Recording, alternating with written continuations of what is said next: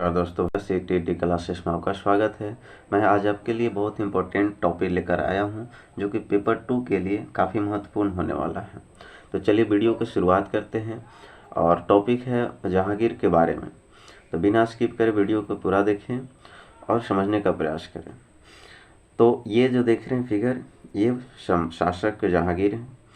आगे चलते हैं।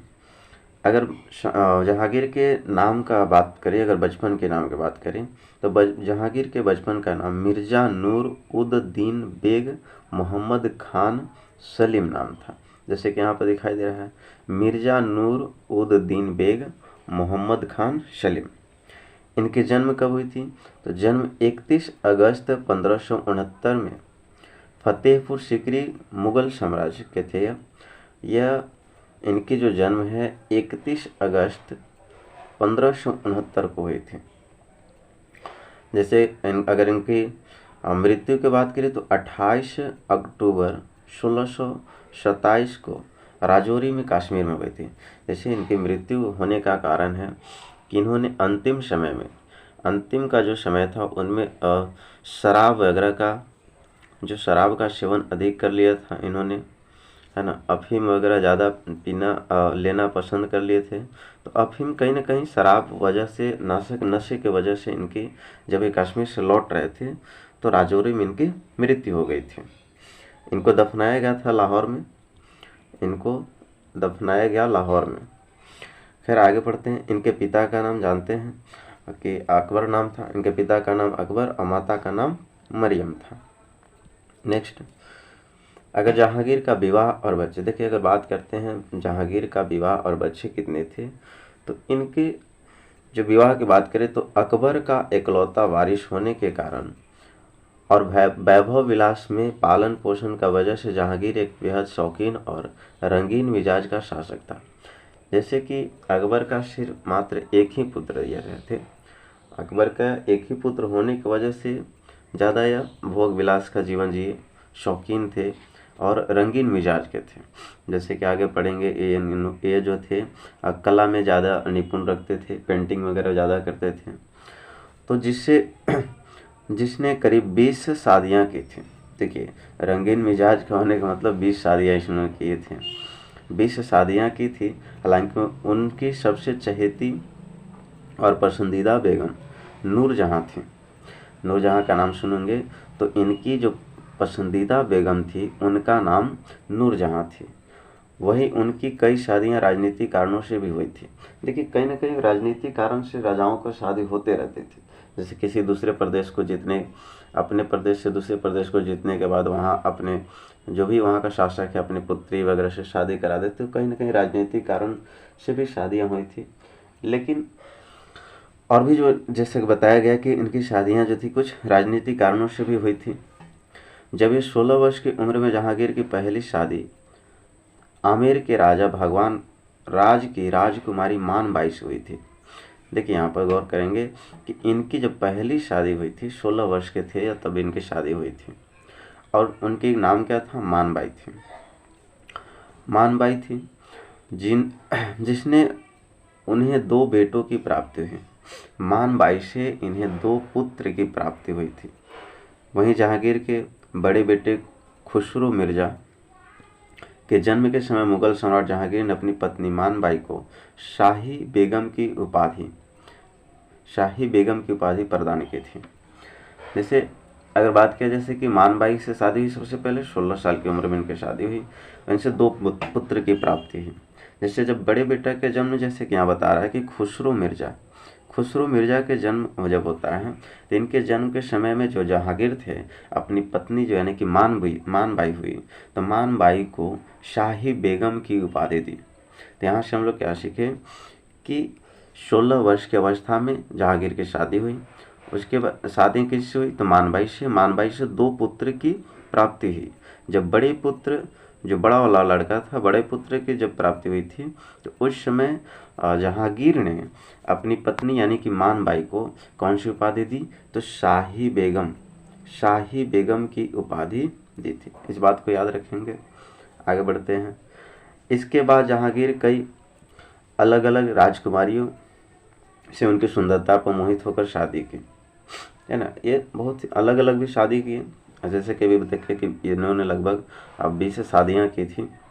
आपको बता दें कि साल 1586 में जहांगीर ने उदय सिंह की पुत्री जगत गोशन की सुंदरता पर मोहित होकर उनसे विवाह किया। 1586 की बात है कि 1586 में उदय सिंह कहाँ के राजा हुए? उदय सिंह की पुत्री जो थी जगत गोशन की सुंदरता पर, वह काफ़ी सुंदर थी, सुंदरता पर मोहित होकर के जहांगीर जो है उनसे शादी करते हैं, विवाह करते हैं। अब इनसे 2 पुत्र और 2 पुत्रियां पैदा हुई, यानी कि मानबाई से 2 पुत्र पैदा हुई। मानबाई को जैसे कि मानबाई को शाही बेगम की उपाधि दी गई बड़े पुत्र की प्राप्ति के बाद, और यहाँ पर जगत गोशन की सुंदरता पर मोहित होकर उसने विवाह किया था। तो इनसे जगत गोशन से 2 पुत्र और 2 पुत्रियां पैदा हुई। आगे चलते हैं। इन्होंने कहा हालांकि इन्हें सिर्फ एक ही पुत्र खुर्रम जीवित रह सका। जैसे कि जगत गोशन से जब 2 पुत्र की प्राप्ति हुई और 2 पुत्रियां की प्राप्ति हुई, तो इन 2 पुत्रों में से एक ही पुत्र जीवित रह सका था, जिसे खुर्रम नाम जाना जाता था। खुर्रम ही जीवित रह सका था। संतान की बचपन में ही मौत हो गई थी। अन्य जो संतान थे उनके बचपन में ही मौत हो गई थी। बाद में उनका यही पुत्र सम्राट शाहजहां के रूप में, जैसे कि आगे पढ़ेंगे कि सबसे पहले इनके पिता शासक अकबर के बाद जहांगीर, और जहांगीर के बाद जो अगला जो शासक बनने वाला है शाहजहां, तो यही शाहजहां, इससे बचपन का नाम क्या था? खुर्रम के नाम से जाना जाता था बचपन में। इसी शाहजहां अगला शासक के रूप में बनेगा। अच्छा, यहाँ बात किया जाए तो शाहजहां के माता का नाम क्या था? तो शाहजहां के माता का नाम, जैसे यहाँ पर जगत गोशन, देखिए जगत गोशन, शाहजहां के माता का नाम जगत गोशन, याद रखेंगे। अब मुगल साम्राज्य के रूप में मुगल सिंहासन पर बैठा। जैसे कि अगर बात किया जाए, बाद में यही पुत्र जो सम्राट शाहजहां ने मुगल सम्राट सिंहासन पर बैठता है और मुगल साम्राज्य को जमकर विस्तार किया। जब शाहजहां बैठता है तो वह जमकर के विस्तार करता है। जैसे कि आप देखेंगे कि आगरा का ताजमहल भी इन्होंने बनवाया था। आगरा का जो ताजमहल है इन्होंने बनवाया था। वही शाहजहां को लोग आज भी 7 आश्चर्य में से एक ताजमहल के निर्माण के लिए याद करते हैं। जैसे कभी बताया कि इन्होंने ताजमहल जो बनवाया, तो ताजमहल के लिए काफ़ी यह फेमस है, प्रसिद्ध है। आगे चलते हैं। अगर न्याय की बात किया जाए तो न्याय को लेकर के जहांगीर को क्या व्यवस्था की गई थी? देखिए, अभी जो न्याय आपको मांगने होते हैं तो कोर्ट वगैरह में जाते हैं, एक कोर्ट का स्पेशल व्यवस्था की गई है। तो पहले के जो भी राजा होते थे तो स्पेशल कोर्ट वगैरह की व्यवस्था नहीं की जाती थी।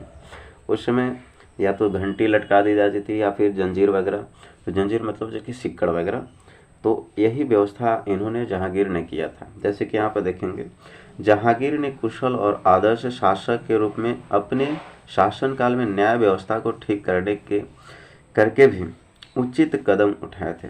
इन्होंने कहीं ना कहीं अपनी न्याय व्यवस्था को, जो न्याय व्यवस्था थी उसको सुदृढ़ किया था, व्यवस्था को ठीक किया था, और जो उचित कदम हुआ था उसको उठाए थे। जहांगीर जनता के कष्टों और मामलों को खुद भी सुनता था।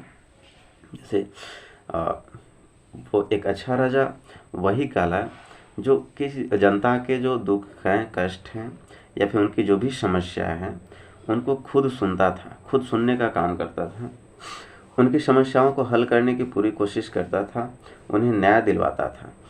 तो इतना सारा चीज़ अगर किसी राजा में है तो समझिए कि कहीं ना कहीं अच्छा राजा है। भाई जनता को क्या चाहिए? जनता को तो सिर्फ यही चाहिए ना कि हमारी जो आवाज़ को सुने।